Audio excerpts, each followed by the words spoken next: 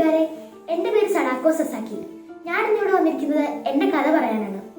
1943 രണ്ടാം ലോക മഹായുദ്ധകാലത്ത് ജപ്പാനിലെ ഹിരോഷിമയിലായിരുന്നു ഞാൻ ജനിച്ചത്. എനിക്ക് 2 വയസ്സുള്ളപ്പോൾ അമേരിക്ക ജപ്പാനിലേക്ക് ലിറ്റിൽ ബോയ് എന്ന ഒരു അനുഭവം വിട്ടു. അത് ഒരുപാട് പേർക്ക് ജീവൻ നഷ്ടമായി. പക്ഷേ ഭാഗ്യവശാൽ ഒരു പോറൽ പോലും ഏൽക്കാതെ ഞാൻ അതിൽ നിന്നും രക്ഷപ്പെട്ടു. എന്നാൽ എനിക്ക് 12 വയസ്സുള്ളപ്പോൾ സ്കൂളിൽ വെച്ച് ഞാൻ തലകറങ്ങി വീഴുകയുണ്ടായി. ആശുപത്രിയിൽ എത്തിച്ച് ചെക്കപ്പ് നടത്തിയപ്പോഴായിരുന്നു അണുബോംബിന്റെ കാരണത്താൽ ക്യാൻസർ ബാധിച്ചു എന്ന് കണ്ടെത്തിയത്. അസുഖം കൂടി ആശുപത്രിയിൽ കിടക്കുമ്പോഴായിരുന്നു എൻ്റെ കൂട്ടുകാരനോട് കടലാസ് കൊക്കുകളെ പറ്റി പറഞ്ഞത്. ജപ്പാനിലെ വിശ്വാസമനുസരിച്ച് 1000 കടലാസ് കൊക്കുകളെ ഉണ്ടാക്കിയാൽ ഏതൊരു രോഗത്തിൽ നിന്നും രക്ഷപ്പെടാമെന്നായിരുന്നു അത്.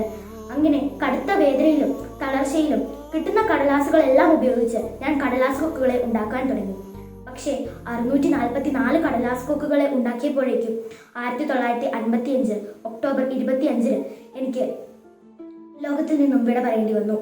എന്നാൽ എൻ്റെ കുടുംബവും കൂട്ടുകാരും ചേർന്ന് എനിക്ക് വേണ്ടി ബാക്കിയുള്ള 356 കടലാസ് കൊക്കുകളെ ഉണ്ടാക്കി എൻ്റെ ഒപ്പം അടക്കി.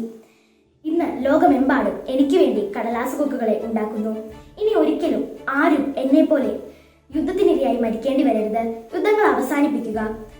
ജപ്പാനിൽ സ്വർണ്ണ കടലാസ് കൊക്കിനെയും പിടിച്ചു നിൽക്കുന്ന എൻ്റെ പ്രതിമയുടെ താഴെ this is our cry, this is our prayer, peace in the world എന്ന് ആലേഖനം ചെയ്തിരിക്കുന്നു.